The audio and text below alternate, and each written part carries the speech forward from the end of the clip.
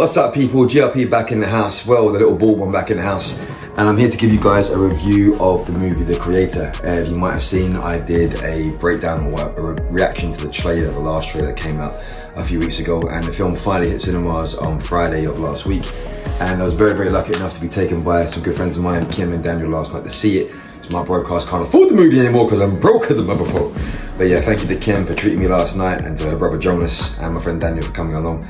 But yeah, I finally got to see The Creator. I'm gonna let you guys know what I thought about the movie.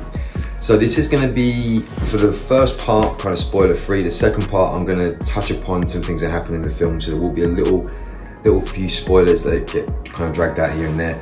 But yeah, I'm gonna get into it. So The Creator is a movie directed by Gareth Edwards. If you know Gareth Edwards' work, he has originally done a film called Monsters, which was done on a next to nothing bare bones budget.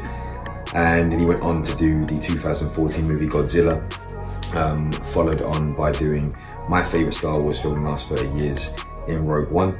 And yeah, this is, I'd probably say, his proper coming out movie, in that he can get to do what he wants to do since Monster on a budget.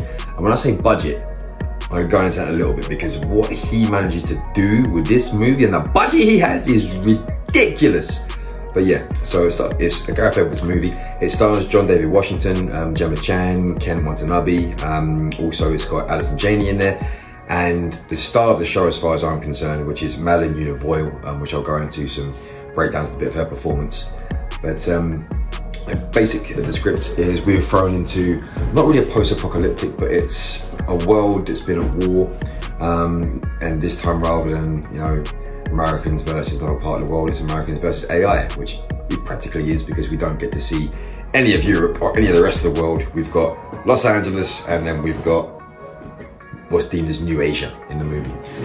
And we follow our protagonist, John David Washington, who plays a character called Joshua, as he's initially placed undercover in New Asia, trying to basically find a developer of AI. I think it's Novak, the name was.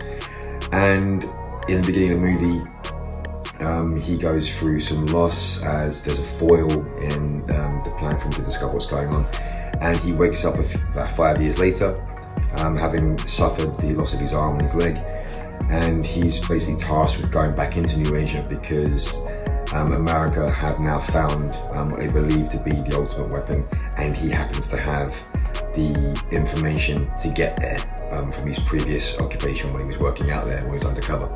So they send him with a bunch of ragtag American soldiers, fresh off of the Aliens movies, to go and basically find out, headed up by Allison Janney, who plays an absolute B-I-T-C-H beautifully in the movie, very manipulative. And yet when he gets there, he just comes to discover, and this is not a spoiler because you guys have seen this in the trailer, he comes to discover that the weapon is actually a little girl, and she's the first child AI that's been developed. There's a way that the Americans managed to manipulate him to go back in, which I'll touch on in the spoiler section of this video. But we then go on this kind of like Lone Wolf and Cub slash, I'd say, you know, people have been saying The Last of Us, but it's been done many times before The Last of Us. But this journey of him protecting the girl as he's trying to get to what is his initial pull to be in New Asia in the first place. And then him ultimately protecting her from the Americans that he's initially working for. Performances in this movie, from the off, like John David Washington, for the most part, he's the person that holds the film together. He's your central protagonist who we follow all the way through the movie. He has moments of absolute stoicism. He has moments of peril. He deals with moments of loss. He deals with quite a gamut of emotions in the movie. He has some lovely moments with Yuna. There's some very playful moments in the movie with her. But for the most part, he's our central hero, who's, you know, he's not completely squeaky clean. He is squeaky clean to a degree, but he's had to do some things to get where he is, and in one way or another, he paid for that. And you know, we follow him along on his journey, and then yeah, ultimately we're with him for the ride. You've then got Gemma Chan playing his wife, who has a much deeper layered attachment to the main arc of the narrative later on, which I'll go into later. But you've then got Ken Watanabe, who plays a character called Yuna, not Yuna, sorry, that's the other actress. He plays a character called Harun, who's an AI, one of the new kind of skin version AIs, which are kind of part human, part robot, that Joshua, played by John David Washington, originally worked with, and who's kind of protecting Chan. And then we get Madeleine, Yuna. Now, before I touch on Madeleine, Yuna, both Gemma Chan and Kent Watanabe deliver exactly what they have to deliver. They're very strong in the movie. They have the right performances when their emotional beats request it. They carry some deep kind of meaning to the characters when they need to, and everything's, you know, conveyed for the most part with certain subtle looks. The context is there and the subtext is played very, very well. So neither one of them deliver nothing but a great performance. They're not powerhouse because they just deliver what they need to, but they do it really, really well. But then for me, also, and Alison Janney, who plays the corporal, again, an absolute bitch, she plays it beautifully, very manipulative, especially one scene where she's talking to Joshua on one of the ships before they're about to drop into New Asia, and she's telling him about something she experienced and how she manipulates him with that. But the stealer in the film for me is the very, very young Madeleine Yuna Voyles. Apparently this is her first ever foray into cinema, and this girl absolutely steals the bloody film. She was 7 years old when they filmed it, she's now 9. Apparently Gareth Edwards went through something like 150 plus tapes. They narrowed it down to 50, then 20, then 10, like you would do any casting. But they said that when she first walked in the room, they knew it was her straight away, and you can tell why. It's very, very rare when you find a child actor that can deliver nuance and can deliver subtext, but then can deliver emotional weight and to carry and convey adult like themes and, you know, certain risk that's involved in certain moments, and she brings everything to the role. Even the aspect of her being an AI. Like there are certain moments where you can see where she's playing, that it's not overly like, you know, evidence of robotic movement. Like she's not like, you know, I'm going to the light. No, it's like, it's very nuanced, but it's done very well. And the moments of emotion that she has in this film and how she conveys that, like, it really does push you to want to cry. And I was on the cusp of it about 3 or 4 times. I'm not gonna lie, I was on the cusp of it, but I'll go into the reason why it didn't really get me there in the end. I was on the cusp of kind of like a tear or two, specifically from her performance alone, and then John David Washington's. But yeah, she carries so much emotional weight, but yet at the same time, she does so many beautiful moments, whether it's she's using adult language for the first time, or the way she refers to John David Washington and how he's called her Alfie. And then like one of the commands he gets in the game that they play, it's just, she's brilliant. And I think hopefully, if she stays in acting, which I hope she does, if she's nurtured and looked in the right way, which Hollywood doesn't bloody do a lot, but if she's nurtured and looked after in the right way, this kid's gonna have a hell of a career in front of her. So yeah, that's just the plot out of the way, that's the director, that's the performances out of the way. Visually, how this film was made for 86 million when you have some CGI bullshit out there like The Flash and like Fast X, and then you got this.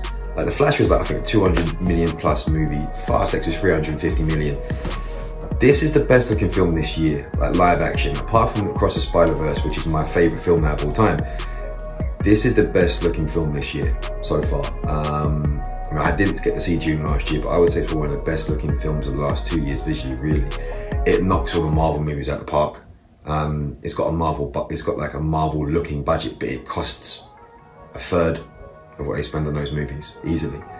What Gareth Edwards is able to do on this budget, the world building that is there, the way he actually makes it feel lived in, the scale, the sense of authenticity, nothing feels augmented, nothing feels falsified, everything feels like you're looking at something you can step into. And for the most part, even when John David Washington is reacting with the robot characters there, or, you know, when Maya turns her head and the looking at the mechanics of how she's made, so not Maya, sorry, Alfie, played by Yuna, it doesn't, you don't sit there and go, yeah, that's CGI. You're completely enthralled by it, you're completely enveloped by it, because you just get sucked into the reality of it and it just feels real. And that speaks so much to the ability of the CGI artist when you sit back and you go, I believe that. And every single frame you do. I would argue anyone to tell me a frame in a movie where they went, that didn't look real. Because I couldn't find one. And I was looking for it. I couldn't really find one. I mean, there's tiny small bits you can kind of go, I can kind of see from the movement, but again, it's so hard to find it. And when it's hard for you to see the CGI, that's when it's been done well. And this film delivers that beautifully. I'm now going to get into the spoileriest parts of the movie. So if you don't want to know any spoilers, please kind of click off here or hit mute for a little bit. But I'm going to get into some spoiler areas, and also, I mean, the reason why I'm bringing up the spoilers is to talk about the things that didn't fit well with me in the movie. So, I by nature, if there's a film that I watch and don't like, or I've not enjoyed, I don't tend to talk about it. I don't like to talk about it on films because I understand the amount of work that goes into getting a film greenlit, let alone made. As an actor myself, and having worked on independent movies, I know what it takes to get into it. So to make a film like this, even with the issues I have aside, it's a triumph. Especially in this day and age where money's not really spent on decent science fiction and new storytelling, it's a triumph. But I definitely went into this film with my expectations up here, and it was completely my fault. I've done it before. I did it with Wolverine Origins and Blade Trinity and a few other films. But I went into the movie with my expectations through the roof, and they got tempered. Not heavily, but they were tempered. When the film finished, when I go to see a film, I think the biggest film that ever had a guttural reaction from me, when I saw 2004, 2005's Crash by Paul Haggis. I remember seeing it with two friends of mine at university. When the film finished, we said nothing to each other. We stood up in silence, we left the theater, we went to a restaurant next door, we sat down, we ordered our food. No one spoke about the film yet, about 15 minutes. And then we all kind of went, whoa, that had an effect on us, that had an impact on us, that made us want to ask so many questions about society and our role in it, and about racism and about culture and everything else. And I'm sitting there with, you know, two good friends of mine from North London, one who's Mexican, and like we're just talking about that film and the reverence it had and the relevance it had in where we were in our lives, and because it affected us in a big way. I kind of was hoping this film would do that in regards to where society's at with AI. It poses those questions. It definitely has the themes of AI there, but for the most part, AI is kind of used as the passenger, if you will, for what is a central theme, which is really about love and humanity. That's what the central driving themes of the film are, and the narrative. It's about John Davis Washington's character, and again, spoiler, but him getting back to his wife, who he believes is dead, who died in the beginning of the film. And we're going along with him on this journey as he's trying to find his reasons for really kind of being alive anymore after what happened in the fallout at the beginning of the film in the first act. He's lost an arm, he's lost a leg, he's lost his wife who was pregnant with his soon-to-be-born child, and he's lost his passion for wanting to stop AI. And to be fair, he says in one part, I don't really care, you guys kill each other. I'm not quite that verbatim, but that's pretty much the line. I just want to find my wife. And I can tap into that, I can connect with that. And especially the idea of connecting and wanting to find your child, which wasn't really developed. Like my friend Daniel last night, he kind of said to me, like, they didn't really explore him wanting to find his kid. And there's something that happens later on in the plot that looks into that in more depth, but it was mostly about him trying to get back to his wife and, you know, trying to find her. And when he finally does, I won't spoil this bit of the movie, but when he finally does come across some semblance of what he thinks is going to take him back to his wife, that whole moment it's handled beautifully, but they don't allow the scene to breathe. And this was one of the hang-ups that I had, and my friend Daniel rightly said that this film felt like it could have been 3 movies. It could have been, you know, stretched out easily over 3 different films, because there was so much there to be built upon. The world building was there visually, but then they didn't really enable it to happen narratively. You know, and I wanted to see more of that. I wanted to jump in and really be taken up on board of what's going on, and you wasn't. You just, again, were following the idea of John David Washington getting back to his wife, and the deeper philosophical questions about AI and its place in the world. They're just kind of glossed over, they're touched upon, they're used as plot devices. throughout the movie, and it wasn't really what the film was about. So if you're going in there expecting a film to answer deeper philosophical questions and existential viewpoints and perspective about the future and AI's place in the world, and that, it's not really that. It kind of does what Terminator 2 did in that regard. The film reminds me as well of what Elysium could have been. Elysium had the ability to have been a film, and it's very much visually reminded me of Elysium, like Elysium and District 9, what Blue Camp done.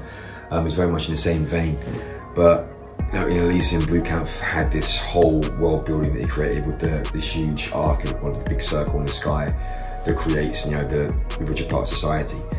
And there were questions that could be posed about, you know, the different hierarchy and poverty and the rich, and it just became an action movie in the end. And I still enjoyed Elysium for what it was, the same with District 9, though I felt District 9 did go more into asking the questions it was, when that was more about segregation and racism and the rest of it, and using aliens as a device to show that.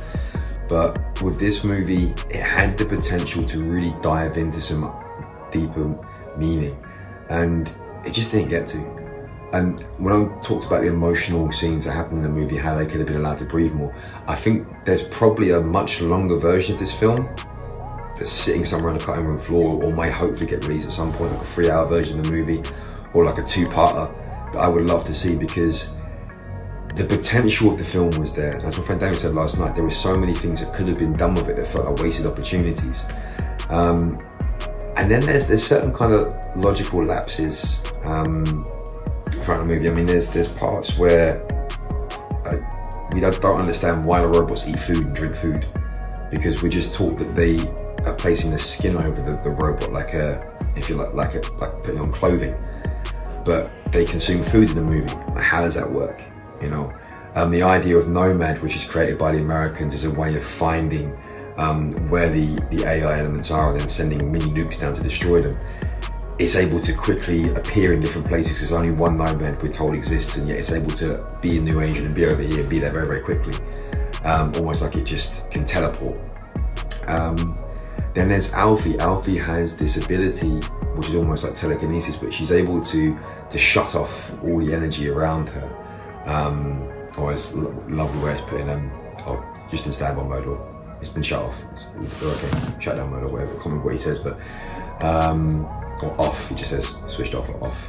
That John David Washington says to Alfie. But anyway, the way that huge device is able to move around so quickly, and then how AI, as an invention itself, is not able to be prepared for when it turns up. Even like, you know, having a radar system in place, so they know it's coming. This thing is huge, yet it's able to completely avoid detection, and when it is there, they're very, very slow to react to it, even though they've seen it before, they know what it is. It's like sometimes that the AI was almost catching up like human beings are.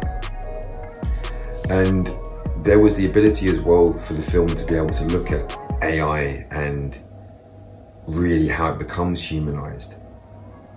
And there's moments of it, again, there's loads of little pastiches of it in the film, but it doesn't really get to dive into it. And it's a very, very small nitpicking thing to have, because it's my fault. I went into the movie expecting like this big, deep philosophical, like, you know, reflection of society and AI and what we're going into in the future.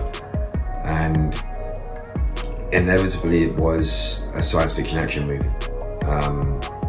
Again, the central theme being love and humanity, which it does pose some good questions. It does pose questions about who we are as human beings and what AI will represent and all that kind of thing. But it didn't go where I was hoping it would go, and that's my main hang up with it. I mean, as a film overall, it's a great bit of cinema. Again, visually, it's the best thing I've seen visually for the last 2 years, Spider-Verse aside, and it's got great performances. I mean, even the soundtrack, it's not Hans Zimmer's best, but you know, a stalwart like Hans Zimmer, who's been Christopher Nolan's for a long time, it's a good soundtrack. It's not one of his best, but it works. So like all the elements that go towards making a great movie are there on the screen. You know, whether it's the epic scale, whether it's the performances, whether it's the actual CGI creations and the world building, the music, the actual musical score, some of the emotional beats, the pacing for the most part, it doesn't. There are some moments where it dragged, like 2 or 3 minor moments where it dragged, but for the most part it moves along at a good pace. But that was my problem with it. It felt like it could have been a longer film, and they could have explored other things had they had the time. And it just felt like they didn't have the time for that, which is a shame, because there was a lot of kind of questions that were posed, or deeper narrative threads or lots have gone into, mostly with Alfie, to be fair, but they just didn't really have to be fully realised. I mean, with that being said, again, I enjoyed the film. Had I gone in not expecting that, then I would have enjoyed the film for what it was, more so. I think I set myself up for that minor disappointment because I went there expecting something deeper. And again, I think had it had the time, certain emotional scenes would have been allowed the room to breathe and really connect and really get you. Like, there's a scene in the third act where John David Washington's character and his character, also, Alfie, I forgot the actress's name now, Yuna, Madeleine Yuna, where they come across someone, and the emotional weight of when they see the state that person's in and how it hits them, especially after you find out Yuna's connection later on, it really gets you, and the performances are begging for you to cry, they're begging you to connect to it, and you want to, but then it quickly cuts and they're fine, and John David Washington's not crying anymore, and it's almost like they had to quickly move the story along, and they felt a sense of urgency when they need to let it breathe a little bit. And that was kind of my main hang-ups with the film. Yeah, other than that, I would like to see a director's cut of this. I would like to see a sequel where they fully explore Yuna. I think there's a lot to explore there, Yuna's character in terms of Alfie. But yeah, over and all, I would give this film out of 10. 7.5 out of 10, 7.5, borderline 8, just a few of the issues I had with the narrative. Again, it's not a bad film, it's a good film. It's just that I expected a lot more, and that's my own fault again. But yeah, what I got out of it wasn't what I was hoping for. But if you've seen the film and you disagree with me about what the film was in the end, please leave a comment down below. If you agree with me about what the film was in the end, again, please leave a comment down below. And yeah, I do recommend you go and see it. Go and see it at the big screen, go and see it in IMAX. Again, it's a worthwhile time at the cinema. It's one of the better films of the year. It's not probably gonna be in my top 5 of the year, but it's definitely probably my top 10 for the year. And yeah, just don't go in there expecting what I was expecting. Just go in there and have a good time at the cinema, to be taken away and be wrapped up in a different world, which is why we go to cinema in the first place. No, just go in there and be wrapped up in another world for a while, switch your brain off, and just enjoy good performances, great world building, and some decent storytelling. So yeah, that's The Creator, 7.5. I've waffled enough. It's been the GRP. Larry and I'll be back later on. Bye!